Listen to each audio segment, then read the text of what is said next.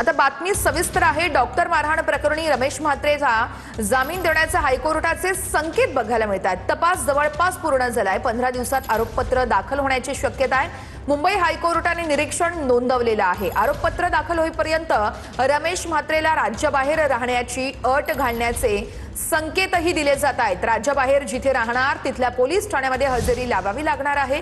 राज्य सरकारला तातडीने वकील नियुक्त करण्याचे हायकोर्टाचे निर्देश आहेत। रमेश म्हात्रेला कोठडीमध्ये ठेवण्याचं कारण नसल्याचं हायकोर्टाचं निरीक्षण आहे। प्रकरणाचा खटला जलद गतीने चालवण्यात येणार असल्याचं हायकोर्ट सांगत आहे। या संदर्भात अपडेट देतात कृष्णा सोनारवाडकर आमचे प्रतिनिधी आहेत आपल्यासोबत। कृष्णा, रमेश म्हात्रेला जामीन देण्याचे हायकोर्टाचे संकेत आहेत, नेमकं काय म्हणतंय हायकोर्ट?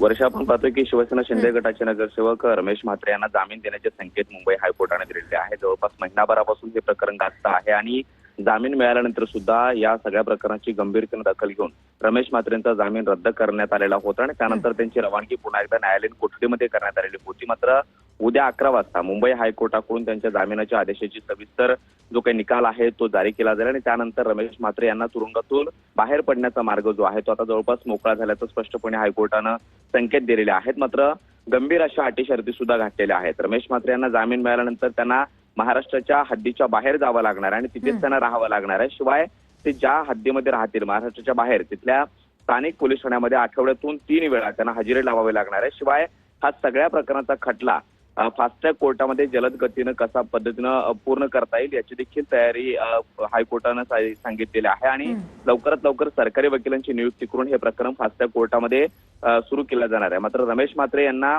उद्या 11 वाजता जामिनाची आदेशाची प्रत सविस्तरपणे हायकोर्टाकडून जारी केली जाईल, तशा पद्धतीचा निकाल दिला जाईल। मात्र ज्या पद्धतीचे संकेत हायकोर्टाने दिलेले आहेत त्यानुसार रमेश म्हात्रे यांना तुरुंगातून बाहेर पडण्याचा मार्ग आता मोकळा झालेला आहे आणि उद्या 11 वाजता मुंबई हायकोर्टाकडून हा निकाल जारी केला जाईल। मात्र रमेश म्हात्रे पुढचे काही दिवस महाराष्ट्राच्या हद्दीच्या बाहेर त्यांना वास्तव्य करावं लागणार आहे। निश्चितच उद्याच्या निकालाकडे आपलं लक्ष असेल। तुर्तास धन्यवाद कृष्णा दिलेल्या सविस्तर माहितीसाठी।